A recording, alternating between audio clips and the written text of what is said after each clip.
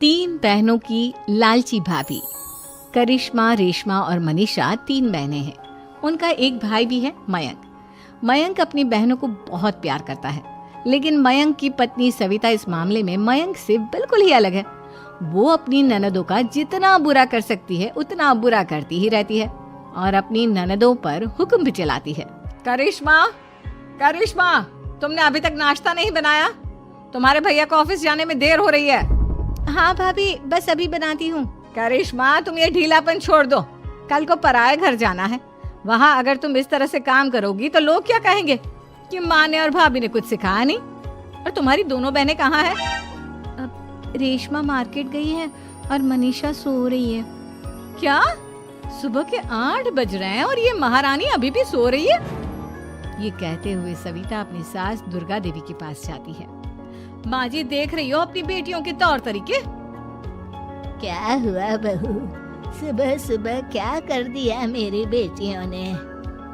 अरे, एक तो अभी अभी उठकर किचन में गई है, दूसरी सुबह सुबह बाहर चली गई और तीसरी अभी तक सो रही है। क्या करूं मैं इन तीनों का? मैं तो परेशान हो गई हूँ। जा जाकर उठा उसे और रेशमा से मैं बात करती हूँ। सविता सीधा मनीषा के कमरे में जाती है और उससे कहती है, महारानी जल्दी उठो, सूरज सर पर आ गया है। भाभी, थोड़ी देर और सोने दो ना, मैं रात को लेट सोई थी। वो क्या ना, यूनिट टेस्ट चल रहे हैं। शराफत से उठती है या नहीं, या फिर पानी की भरी बाल्टी डालूं तेरे ऊपर? नहीं भाभी, मुझे बिस्तर में नहीं नहाना, उठती हूँ मैं। मनीषा जल्दी से उठकर बाथरूम में चली जाती है। सभी आराम से बैठकर नाश्ता कर रहे होते कि तभी रेशमा बाजार से हाथ में सामान लिए आ जाती है। रेशमा को देखते ही सविता उस पर बरस पड़ती है। लो, आ गई महारानी। ऐसा भी क्या सामान लाना था जो सुबह आंख मलते ही बाजार की तरफ रवाना हो गई? भाभी, कल आप ही तो चीख रही थी कि घर का सारा सामान मुझे ही लाना पड़ता है, घर में किसी को भी किसी काम से कोई लेना देना नहीं है। अब मैं बाजार जाकर सामान ले आई तो आपको इस बात से भी तकलीफ हो रही है? देख रही हो माँ जी, अपनी बेटी की जुबान कैंची से भी तेज चलती है। और मयंक, आप तो कुछ कहेंगे नहीं अपनी लाडली बहन को। रेशमा, अपनी भाभी से ऐसे बात नहीं करते। चलो माफी मांगो। भैया, मैं क्यों माफी मांगू? आप भाभी से बोलिए ना कि हम पर कम हुक्म चलाया करे। हम इस घर की बेटियां हैं और आपकी पत्नी की ननद है, नौकरानी नहीं। लो, कर लो बात। इनकी भलाई के लिए कुछ भी बोलो तो इन्हें बुरा लग जाता है। इस घर में यही इज्जत है मेरी। देख लो माँ जी, आपकी बेटी किस लहजे में मुझसे बात कर रही है। सविता वहाँ से चली जाती है।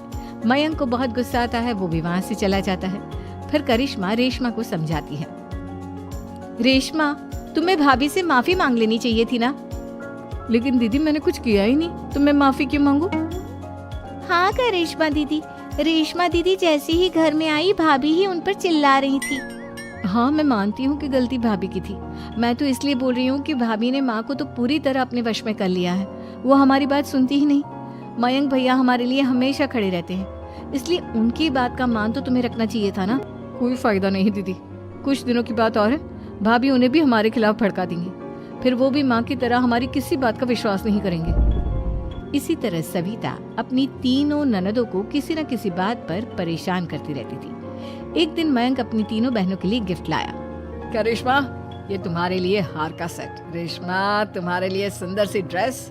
और मनीषा, तुम्हें किताबें पसंद है ना, तुम्हारे लिए किताबें लाया हूँ। थैंक यू भैया। थैंक यू भैया। थैंक यू भैया। करिश्मा, तुम्हारा नेकलेस कितना सुंदर है, ये भैया कहाँ से ले आए होंगे? मैंने भैया को 3 दिन पहले फोन पर ये डिजाइन दिखाया था और आज भैया ये ले आए। सविता तो अपनी ननदों के गिफ्ट्स देखकर जल गई और करिश्मा का नेकलेस तो उसे भी बहुत पसंद आया था। अपनी बहनों के लिए कितना अच्छा नेकलेस लेकर आए हैं, मुझे कभी कोई गिफ्ट नहीं दिया।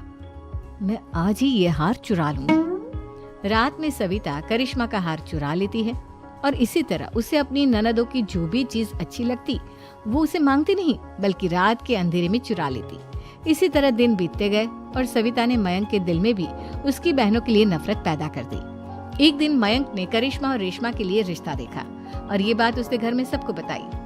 माँ, करिश्मा और रेशमा के लिए बहुत अच्छा रिश्ता आया है, वो लोग कल इन्हें देखने आ रहे हैं। आप और सविता मिलकर सारी तैयारी कर लेना। ये सुनकर करिश्मा और रेशमा खुश हो जाती हैं, लेकिन सविता सोचती है, अगर इन दोनों बहनों की शादी हो गई तो घर और बाहर का काम कौन करेगा? मनीषा तो एक नंबर की कामचोर है, उससे तो किसी बात की उम्मीद लगाना ही बेकार है। मुझे इस शादी को रोकना होगा। अगले दिन सभी लड़के वालों के स्वागत की तैयारी करने में लगे होते हैं। तभी मयंक अपनी बहनों से आकर कहता है, तैयार हो गई तुम दोनों? देखो दोनों लड़के बहुत अच्छे हैं, मैं कोई कसर नहीं छोड़ना चाहता, इसलिए तुम उनके सामने अच्छे से बिहेव करना और अपनी भाभी से लड़ने मत लग जाना। करिश्मा, तुम वो नेकलेस पहन लो ना जो मैं तुम्हारे लिए लाया था। भैया मैं बहुत देर से वो नेकलेस ढूंढ रही हूँ, लेकिन मुझे मिल ही नहीं रहा। क्या तुमने नेकलेस खो दिया? तुम्हें पता भी है वो कितना महंगा था? तुम कोई काम ढंग से नहीं कर सकती। मयंक गुस्से में वहां से चला जाता है। थोड़ी देर बाद लड़के वाले भी आ जाते हैं। वो दोनों बहनों को पसंद कर लेते हैं और रिश्ता पक्का हो जाता है।